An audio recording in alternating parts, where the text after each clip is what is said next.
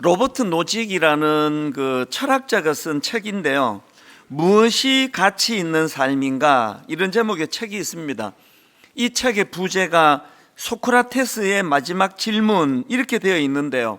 제가 이 책 소개 글을 읽다가 보니까 이런 내용이 있었습니다.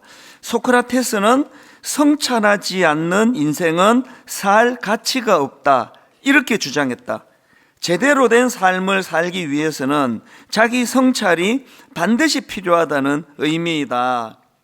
저는 이 소크라테스가 말했다고 하는 이 성찰하지 않는 인생은 살 가치가 없다, 이게 강렬하게 제 마음에 다가오는 것을 경험했습니다.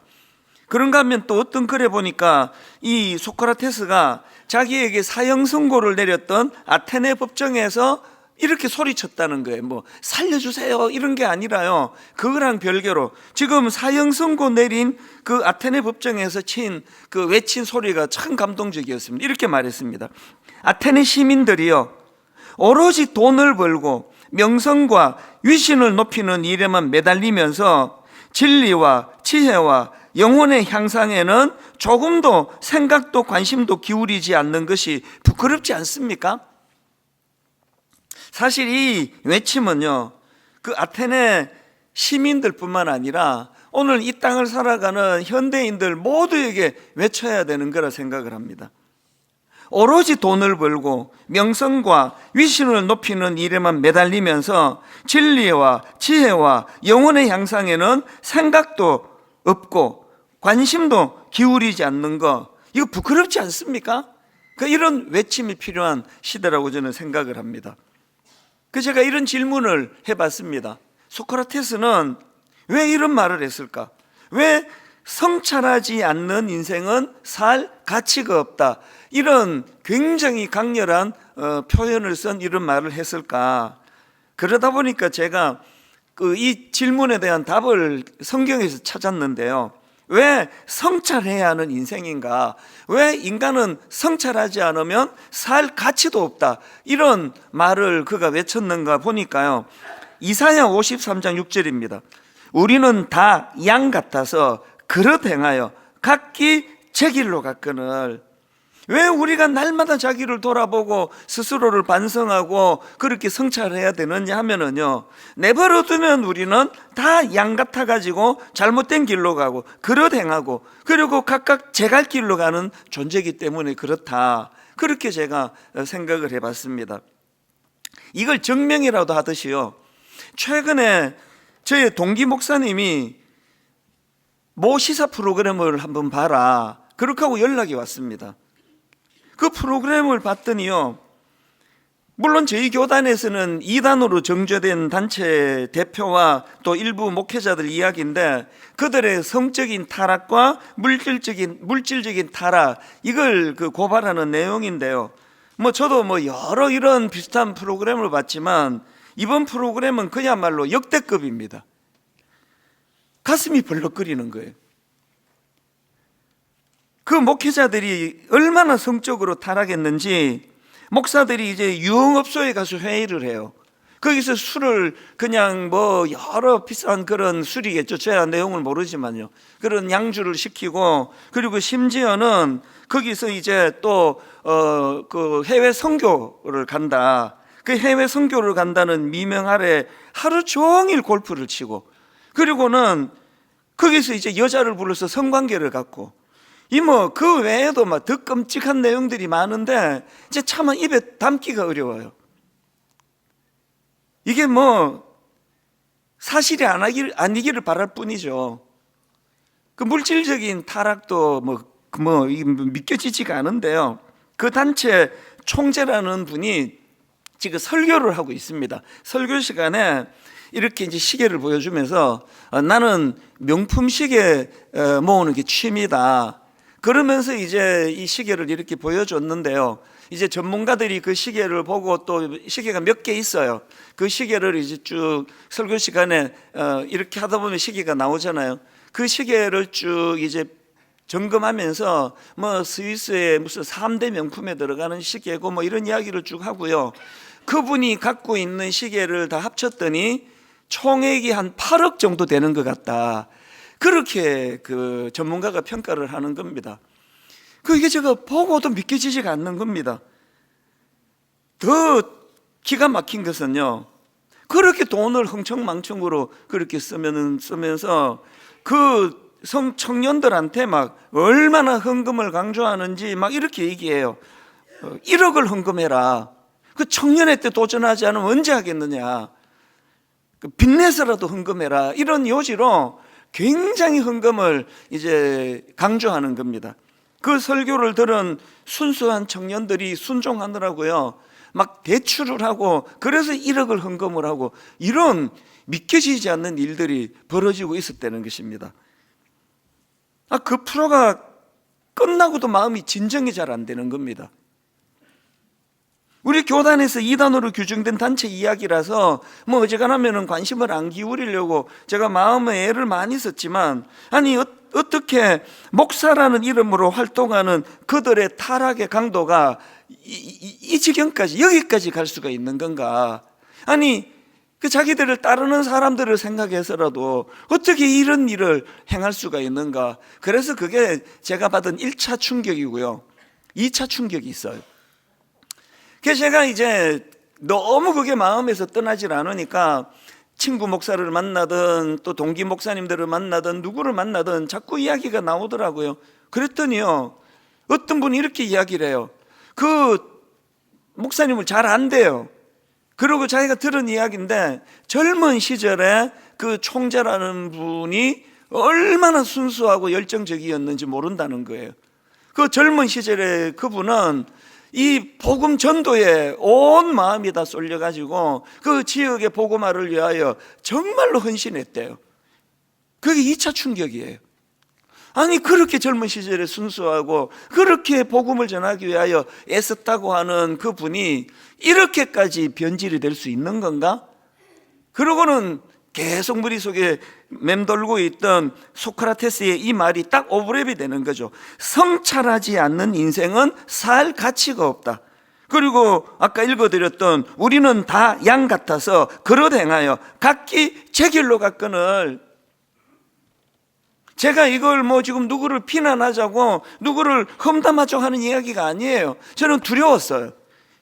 이게 인간이라고 한다면 언제든지 저도 그렇게 변질될 수 있는 거고, 오늘 이렇게 순수하게 예배드리시는 여러분들도 언제 우리는 다 양 같아서 각기 제 길로 갔거늘, 그릇 행하여 각기 제 길로 갔거늘, 이렇게 변질될 수밖에 없는 게 인생이라는 걸 항상 인식해야 돼. 그래서 성찰이 성찰. 그 지경까지 가기 전까지 얼마나 그걸 방치해 뒀으면 어떻게 그 지경까지 가게 되느냐는 거거든요. 저는 요한계시록 2장에서 주님께서 에베소 교회를 향하여 책망하시는 이 말씀이 오늘 저에게 주시는 말씀이고 또 분당 우리 교회 성도들에게 주시는 말씀이라 생각합니다. 앞부분 한번 보십시오. 요한계시록 2장 2절 3절 주님이 말씀하십니다. 내가 너의 행위와 수고와 너의 인내를 알고 또 악한 자들을 용납하지 아니한 것과 자칭 사도라 하되 아닌 자들을 시험하여 그의 거짓된 것을 내가 드러낸 것과 또 내가 참고 내 이름을 위하여 견디고 게으르지 아니한 것을 아노라. 주님이 이렇게 장황하게 칭찬하는 이유는요, 그 다음 4절 말씀을 강조하시기 위해서예요.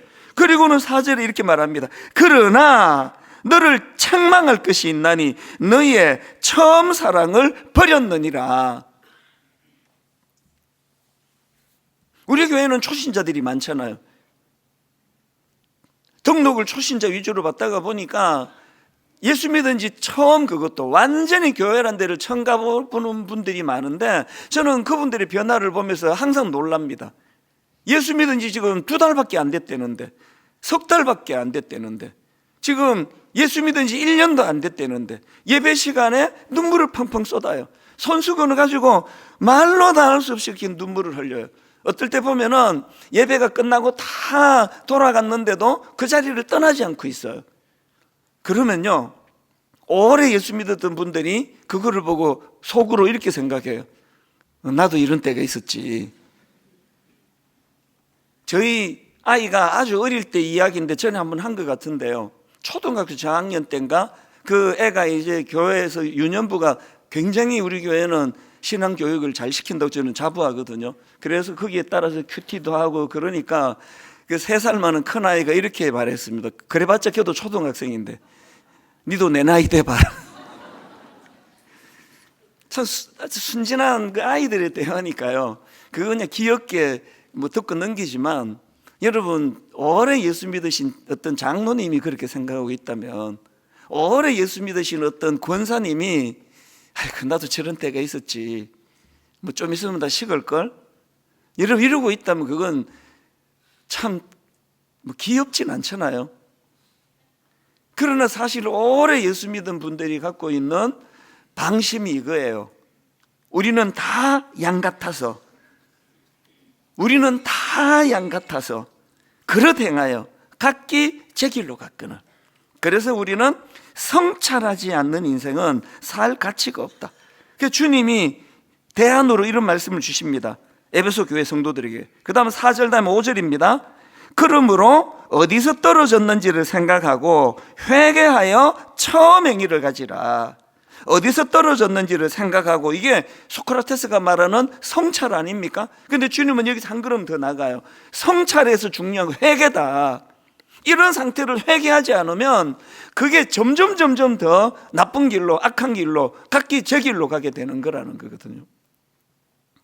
제가 오늘 요즘에 이 시편 말씀을 묵상하는 게 저도 너무 즐겁고요. 그래서 오늘도 딱 한마디만 가지고 말씀을 제가 준비를 해야 되겠다 생각했는데, 그 한마디가 시편 23편 3절 맨 끝에 나오는 말씀입니다. 내 영혼을 소생시키시고, 그 다음에 자기 이름을 위하여, 그리고는 의의 길로 인도하시는도다.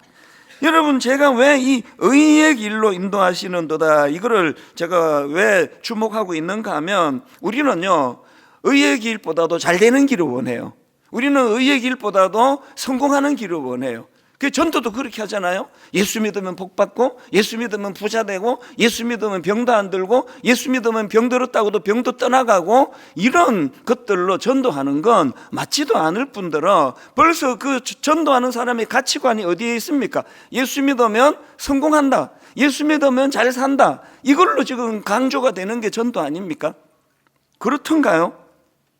주님 우리 생각을 교정해 주세요. 나는 네가 빠른 길로 가는 길, 성공하는 길 이런 걸 추구하는 것보다 나는 네가 의로운 길, 나는 네가 거룩한 길로 가기 원한다. 오늘 우리 이 시대가 부추기는 게 그거 아닙니까? 어느 길로 가야 성공하고, 어느 길로 가야 지름길로 가고, 그리고 우리나라 말에 이런 말 있지 않습니까? 뭐로 가도 서울만 가면 된다. 뭐 남의 눈에 눈물을 흘리게 만들던, 누구에게 상처를 주건 성공만 하면 되는 거 아니냐? 예수 믿는 사람 입에서는 나와서는 안 되는 이야기예요. 고린도 1장 2절은요 교회란 무엇인가를 설명할 때 자주 인용하는 내용인데 한번 들어보십시오. 고린도에 있는 하나님의 교회, 그 다음 보세요. 곧, 이게 뭘 의미합니까? 그 하나님의 교회가 이렇다는 거죠. 고린도에 있는 하나님의 교회, 곧 그리스도 예수 안에서 거룩하여지고 성도라 부르심을 받은 자들과, 그 다음에 보세요. 또 각 처에서 우리의 주 곧 그들과 우리의 주 대신 예수 그리스도의 이름을 부르는 모든 자들에게, 여기 보니까요 하나님의 교회, 그리고 곧, 그리고 설명하는 걸 보니까 우리가 생각하기 쉽듯이 교회가 건물이 아니네요. 임해동에 있는 분당 우리 교회 있잖아. 그건 틀린 말이에요. 그냥 생략해서 부르는, 정확하게 말하면 저와 여러분이 교회예요. 이 두 가지 특징을 말하는데, 예수님의 이름을 부르는 자들이 모임이 교회예요. 그리고 또 하나가 나오는데요, 거룩을 추구하는 사람들이 모임이에요. 야망이 아니라 거룩을 추구하는 사람들이 모임. 이게 교회래요. 그러니까요 교회가 너무 화려할 필요가 없습니다. 아니요, 화려하면 안 돼요. 그럼 자꾸 오해하잖아요. 그 화려한 건물이 대단한 것처럼 건물은 중요하지 않습니다. 예수 그리스도를 내 인생의 주인이라고 고백하는 그 사람들의 모임이 교회예요. 그래서 우리 다락방에서, 가정에서 모이면 거기가 교회예요. 학교를 빌렸었는데 여기가 지금 교회예요. 왜? 교회들이 모였으니까. 그렇다면은 우리가 추구해야 되는 건 당연히 예수 그리스도를 주님이라고 부르는 건 당연한 거고요. 또 하나가 뭐죠? 야망이 아니라 거룩을 추구하는 사람들이 모임, 이게 교회라는 거거든요. 교회 다니는 사람들을 성도라 그러지 않습니까? 그러다가 이제 계급이 좀 높아지면은 집사로 올라가요. 그래서 이제 성도님 했다가 집사님, 좀 올라가면 이제 권사님으로 올라가요. 제가 지금 이제 비웃는 거예요. 올라간다는 표현은. 그리고 이제 장로, 여러분 이제 굉장히 높은 호칭이죠. 그래서 이제 어떤 그 권사님 보고 성도님 그러면은 화를 내세요. 권사라 불러. 왜 그래? 내가 왜 성도야? 근데 여러분, 제가 아무리 생각하고 또 생각해 봐도요, 교회에서 불리어지는 호칭 중에 가장 아름다운 게 성도예요. 거룩할 성, 무리도. 그래서 이 성도라는 뜻은요, 거룩한 길을 따르는 사람들이에요. 그래서 어느 장로님 보고 성도님 그러면 막 감격하셔야 돼요. 아이, 민망하게 왜 그래? 난 그렇게 거룩하게 살지도 못했는데 애를 써볼게. 이렇게 가야 돼요. 계시는 우리 교회 한 성도 절반은 저보고 목사님 오늘 설교 잘 들었습니다. 그러고 한 절반은 성도님, 이찬수 성도님 오늘 설교 준비 많이 했네요. 그렇게 불리면 좋겠어요. 그러면 저보고 여러분이 성도라 부르면 매번 뜨끔뜨끔해져야 옳아요. 거룩할 성, 무리도. 거룩한 길을 따르는 사람이 성도라고 한다면 세상에서 뭐 교회가 계급이 있습니까? 성도 다음에 집사고 집사 다음에 권사고 뭐 이런 거 없습니다. 교회는 계급이 아니에요. 직분이 있을수록 점점 낮아지는 그거 아닙니까? 분당 우리 교회는 거룩을 추구합니까? 분당 우리 교회는 주님이 우리를 그저 돈 많이 버는 길로 인도하지 않으시는 거, 그게 그렇게 속상한 분 안 계세요? 그 로또 사면 막 예수 믿는 사람이 1등부터 10등까지 매번 당첨돼야 되는 거 아닙니까? 안 믿는 사람은 절대 당첨되면 안 되죠. 3절을 제가 다시 읽어드리면요, 내 영혼을 소생시키시고 자기 이름을 위하여 부자의 길로 인도하시는도다. 로또 당첨의 길로 인도하시는도다가 아니에요. 의의 길로 인도하시는도다예요. 여러분은 거룩을 추구하는 존재라 그러는데 이름에 걸맞게 살아가십니까? 제가 목사로서 굉장히 중요하게 생각하는 성경 구절 아마 여러분 다 아실 텐데요, 디모데후서 2장 20절 21절입니다. 큰 집에는 금그릇과 은그릇뿐 아니라 나무그릇과 질그릇도 있어 귀하게 쓰는 것도 있고 천하게 쓰는 것도 있나니, 그러므로 누구든지 이런 것에서 자기를 깨끗하게 하면 귀히 쓰는 그릇이 되어 거룩하고 주인의 쓰심에 합당하며 모든 선한 일에 준비함이 되리라. 세상은요, 금그릇이 귀한 그릇이에요. 그리고 아무 값어치도 없는 그거는 천한 그릇이에요. 그래서 뭐 아주 싸구려 그런 그릇이 깨지면 하나도 안 아까워요. 그러나 금그릇에 금이 가면 굉장히 마음이 아프죠. 그거는 물질적인 거기 때문에 그래요. 이걸 지금 빗대가지고 이런 말씀을 하십니다. 하나님 나라에서는 금그릇이 귀한 게 아니라 깨끗한 그릇이 귀한 거다. 이게 하나님 나라의 가치관입니다. 그럼 왜 이런 가치관이 중요합니까? 베드로전서 1장 15절 한번 보십시오. 하나님 이런 말씀하십니다. 오직 너희를 부르신 거룩한 이처럼 너희도 모든 행실에 거룩한 자가 되라. 기록되었으되 내가 거룩하니 너희도 거룩할지어다 하셨느니라. 하나님이 당신의 정체성을 가지고요, 내가 능력자니 너희도 능력자가 되거라, 내가 성공한 자니 너희들도 성공한 자가 되리라, 이렇게 말씀하지 않으세요. 내가 거룩하니 너희들도 거룩하거라. 복권은 당첨돼도 되고 안 돼도 돼요. 스포츠 하면서 막 하나님 우리 팀 이기게 해주세요 기도해봐야 소용없습니다. 그건 무슨 재미예요? 맨날 이기기만 하면. 그냥 그건 재미로 보는 거예요. 그런 거에다가 마음을 쓰는 거 아니에요. 그냥 하나님, 저는 둘러가도 좋은데 깨끗한 그릇이 되기 원합니다. 여러분, 부자 성도도 있고 가난한 성도도 있잖아요. 그게 무슨 뜻이에요? 하나님 나라에서 그게 별로 중요하지 않다는 거 아닙니까? 그 가난한 게 기준이 되고 부자가 기준이 된다면 그게 교회입니까? 그게? 그런 교회는 문 닫아버려야죠. 하나님 앞에서 우리는 어떤 양상을 띠고 살아가는가, 다 훈련인데 이런 거예요. 저 사람이 부자인데 거룩한 부자예요. 저 사람이 가난한데 거룩한 부자. 저 사람이 가난한데, 아까 내가 부자를 먼저 했죠. 저 사람이 가난한데 거룩한 가난한 사람이에요. 모든 우리 삶의 기준이에요. 저 사람이 설교를 좀 잘하는 목사인데 거룩한 목사예요. 저 사람이 설교를 좀 잘 못하는 목사인데 거룩한 목사예요. 이게 기준이에요. 다시 묻습니다. 여러분, 거룩하세요? 내 영혼을 소생시키시고 자기 이름을 위하여 의의 길로 인도하시는도다. 제가 묵상하다 깨달았죠. 아무리 믿음 좋다고 설치고 막 철학교도 나오고 막 새벽기도 나오고 막 온갖 것 다 해도요, 그 사람이 의롭지 않으면, 거룩하지 않으면 그 사람은 하나님의 인도를 받는 사람이 아닙니다. 왜? 하나님이 선한 길로 인도한다 그러시잖아요. 의로운 길로 인도한다고 말씀하시는 거거든요. 창세기 6장 9절에 보니까요, 이것이 노아의 족본이라. 노아는 의인이요 당대의 완전한 자라. 정말 부러워요. 이 겉만 보고 판단하는 인간은 뭐 아무렇게나 평가할 수 있지만 하나님은 중심을 보시는데, 그 내면 깊은 곳을 보시는 하나님께서 노아 보고 너는 의인이다. 이 사람은 의인이다. 이 사람은 완전한 자다. 이런 평가 한번 받아봤으면 뭐 더 이상 뭘 더 바라겠냐고요. 여러분, 이런 평가 바라시나요? 바로 그 다음에 비결을 또 말씀해 주셨습니다. 자, 액센트를 바꾸어서 6절을 다시 한번 보십시오. 9절을 다시 한번 보십시오. 이것이 노아의 족본이라. 노아는 의인이요 당대의 완전한 자라. 그는 하나님과 동행하였으며예요. 하나님과 동행하는 그 자가 의인이고 하나님과 동행하는 그 자가 당대의 완전한 자래요. 어떻게 이런 일이 일어나느냐고요? 말씀하셨잖아요. 내가 거룩하니 그 거룩한 자를 닮아가지고 그 거룩한 자와 동행하면은 거룩을 닮아간다는 거거든요.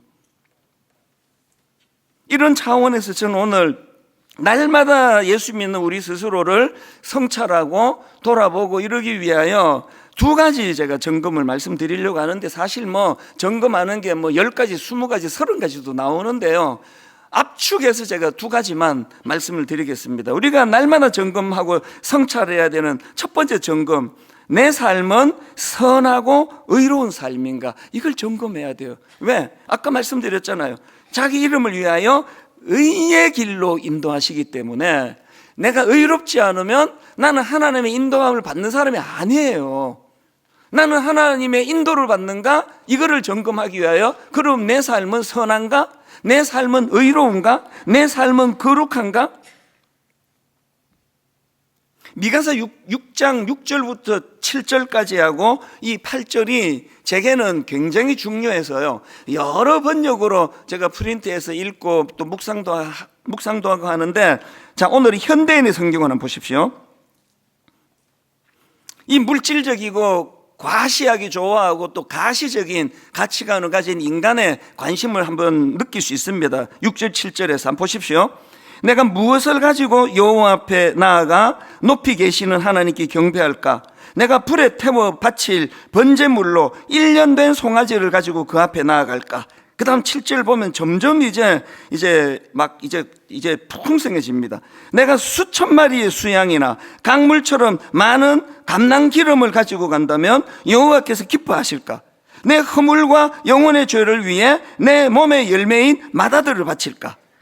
이런 물질적이고 과시적이고 가시적인 가치관을 가지고 질문하는 그 인간들을 향한 하나님의 대답을 한번 보십시오. 8절에서 하나님 이렇게 말씀하십니다. 사람들아, 여호와께서 선한 것이 무엇인지 너희에게 보이셨다.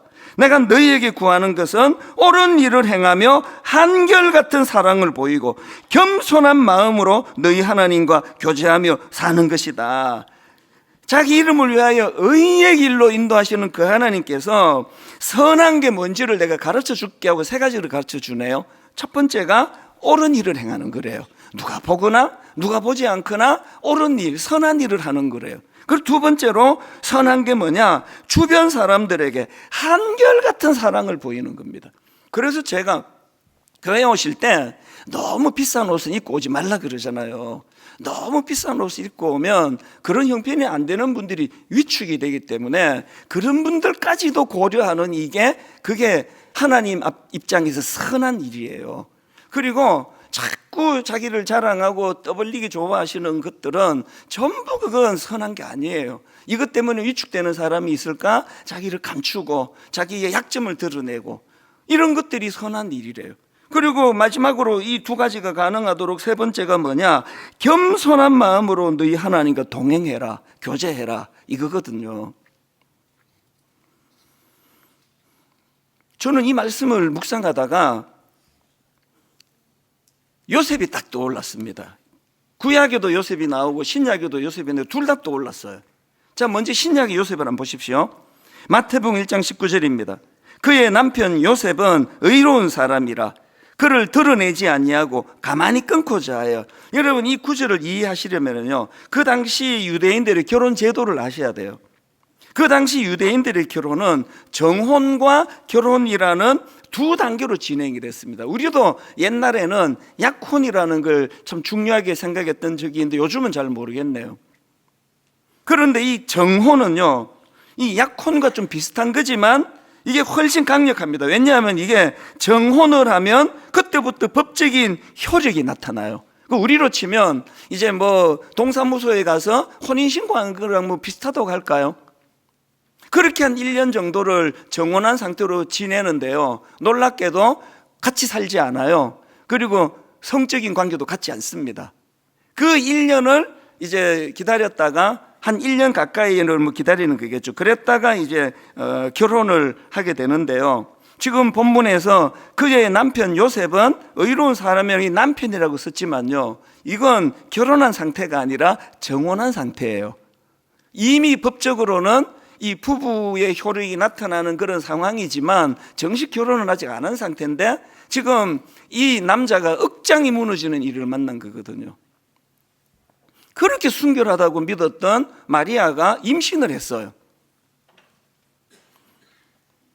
나는 지금 순결을 지키느라고 결혼하기 전까지 이 여자를 어떻게 하질 않는데 그럼 누구랑 임신한 거야? 한번 상상을 한번 해보세요. 뭐 억장이 무너지는 거 아닙니까? 마리아야 뭐 그 성령의 인도하심을 따라서 그것들이 다 충만하다고 치지만 요셉이 그거 어떻게 아느냐고요. 그리고 막 그거를 설명할수록 마음이 더 힘들 것 같아. 깨끗하게 그냥 내가 죄 지었다 그러면 되지, 이걸 이런 식으로 지금 변명하고 있냐고, 그랬을 거 아니냐고. 그런데 제가 요즘에 이 남자를 굉장히 흠모를 해요. 한번 보세요. 그 억장이 무너지는 상황인데 그의 남편 요셉은 의로운 사람이라 그를 드러내지 않고 가만히 끊고 자요. 이 얼마나 선한 마음이에요. 여러분, 그 상황인데 이 얼마나 선합니까? 왜 하나님이 메시아 대신 주님이 오시는 그 과정에서 요셉을 들어 사용했을까? 선하기 때문이에요. 이게 거룩이에요. 구약에 나오는 동명이인 요셉도 마찬가지입니다.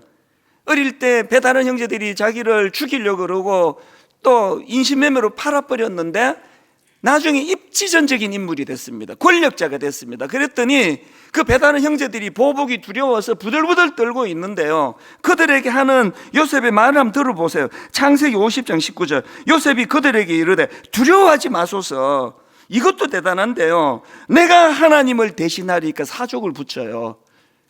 용서가 이게 안 되는 일인 것 같은데 뭐라고 이야기합니까? 두려워 떨고 있는 배다른 형제들에게 형님들 두려워하지 마세요.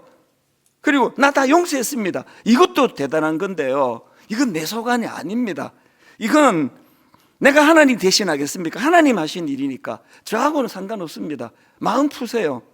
뭐 다 차치하고라도 얼마나 선합니까 이게. 저는 선량한 사람 되기를 원해요. 그래서 우리 교회 교역자들을 청빙할 때도 큰 기준 중에 하나가 선한 사람이에요. 뒷조사를 얼마나 많이 하는지 몰라요. 뭐 아무리 설교 잘하고 뭐 공부 잘하고 대단한 거 있어도요, 선하지 않는 사람은 안테나에 걸리면 청빙하지 않습니다. 우리 목사님들 한번 보세요.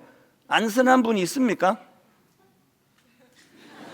딱 떠올려지는 이분인데 안 선한데 그런 분이 뭐 있을지 없을지는 몰라도 오해일 확률이 많아요. 전반적으로 우리 교회 교역자들은 다 제가 보기에, 가까이서 보기에 참 선해요. 그리고 저 자신도 늘 기도 제목이 하나님, 제가 선량한 목사가 되기를 원합니다. 이 선함이 얼마나 중요한지 모릅니다.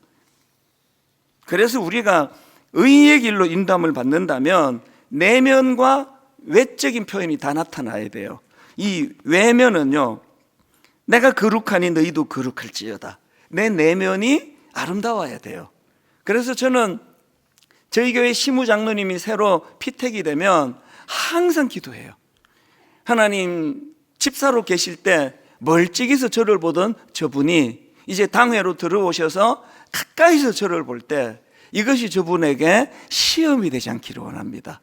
멀리서 보나 가까이서 보나 하나님, 참 어렵긴 하지만 한결같기를 원합니다.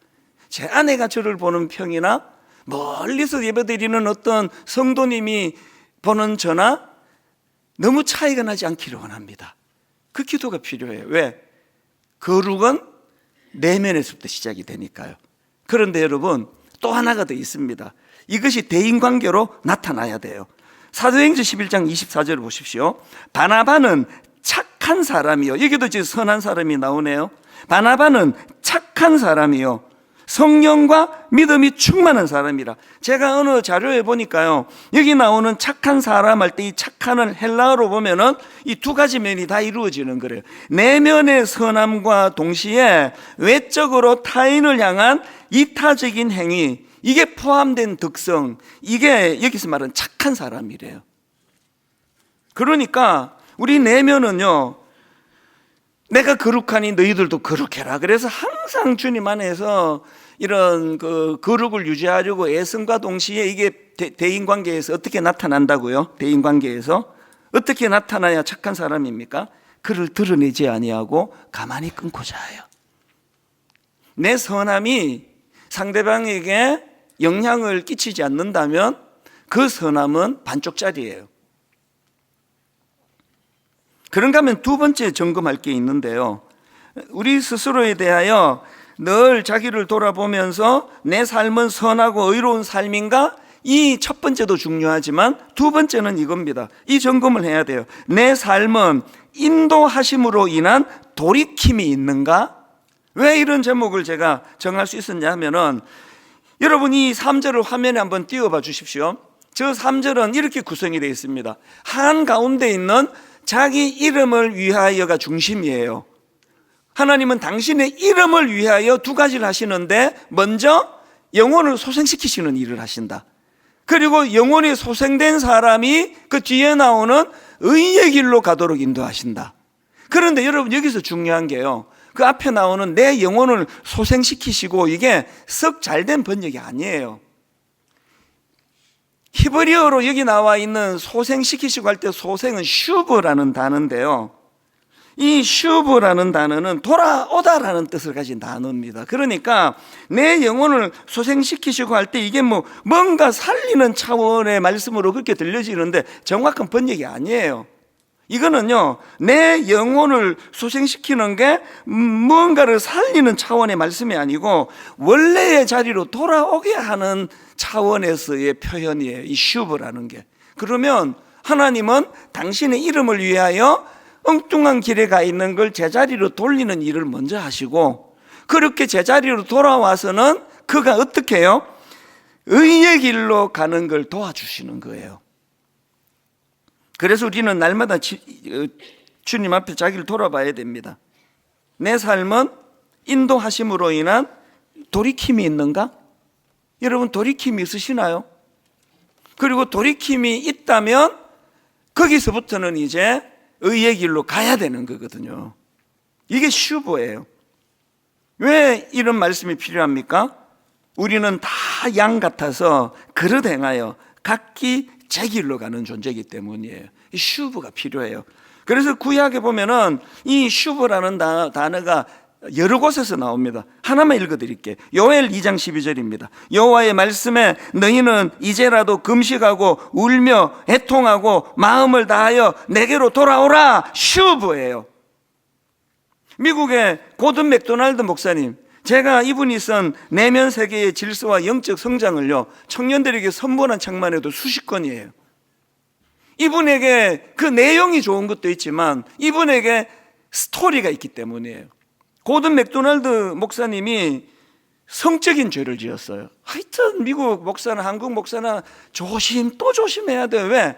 교회에는 여성이 너무 많아요. 항상 조심해야 돼요. 이 목사님이 성적으로 죄를 지었는데 그 다음부터가 중요합니다. 이걸 은폐하지 않고요, 우리 교회로 치면 제가 지금 고백하는 거예요. 이 고든 맥도날드 목사님이 고백을 했습니다. 내가 간음죄를 지었다고.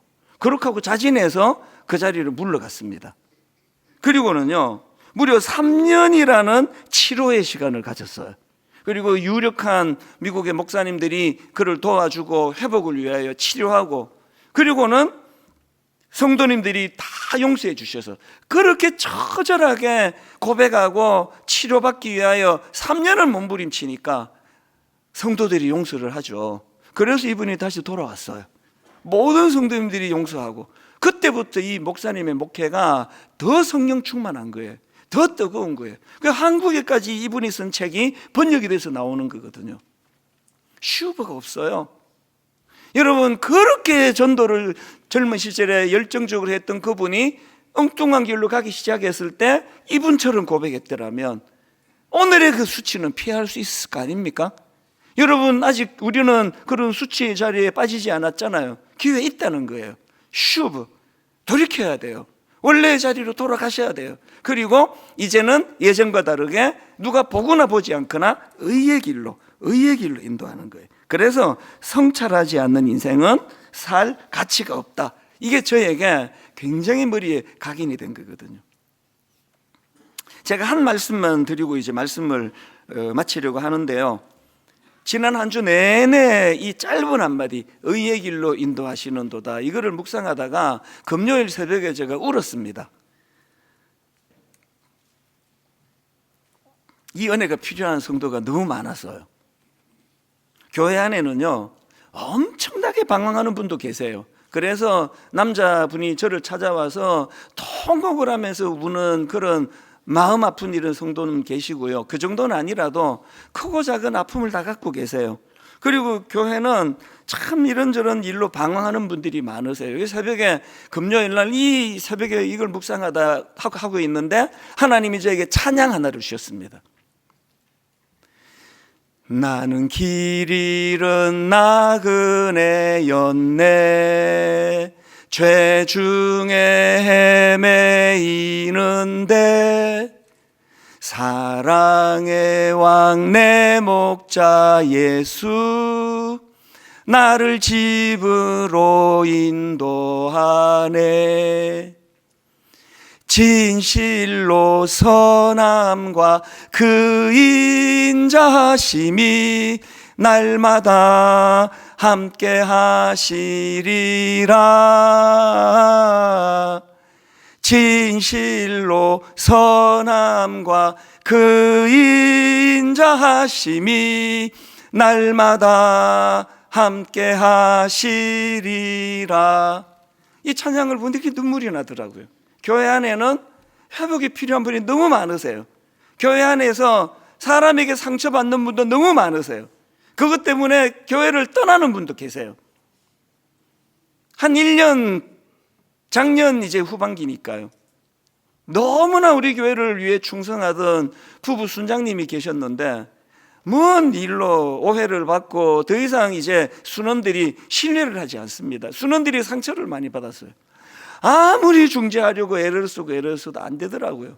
그리고는 결국은 그 순장 부부가 교회를 떠났습니다. 금요일 새벽에 이렇게 눈물이 나더라고요.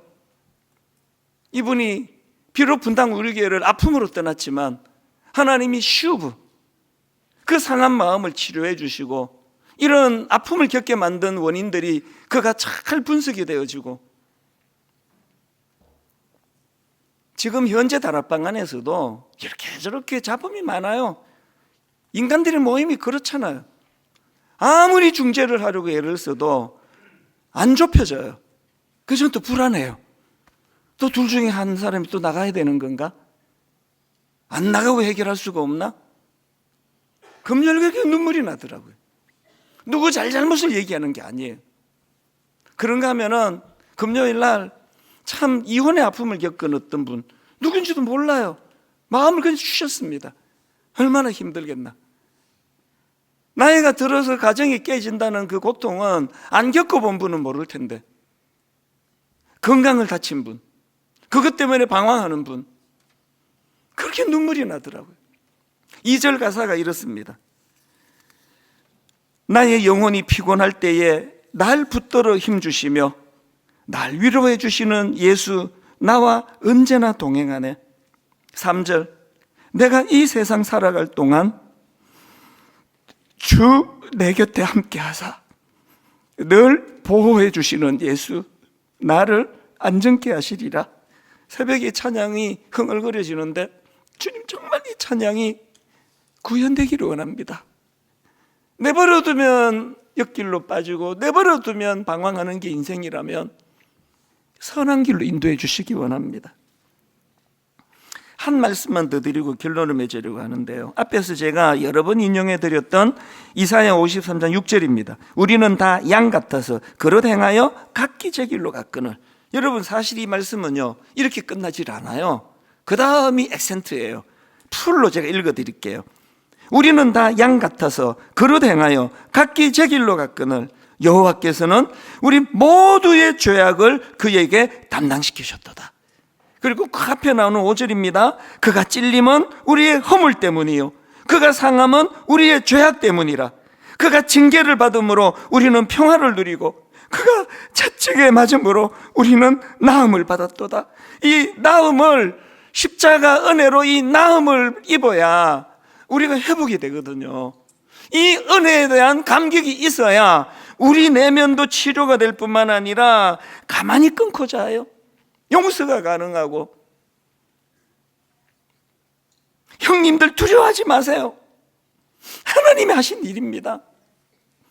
나는 형들이 이렇게 두려워하니까 마음이 힘들어집니다. 이렇게 말할 수 있는 선함, 이게 여기서부터 나오는 거거든요. 오늘 저는 이 찬양을 부르면서 매번 말씀드리잖아요. 예배는요 이론 하나 그거 받아 적으려고 오는 게 아니고요, 치료를 경험하는 거예요. 사건을 경험하는 겁니다. 내버려두면 방황하는 양과 같은 우리 존재인데 선한 목자가 계세요.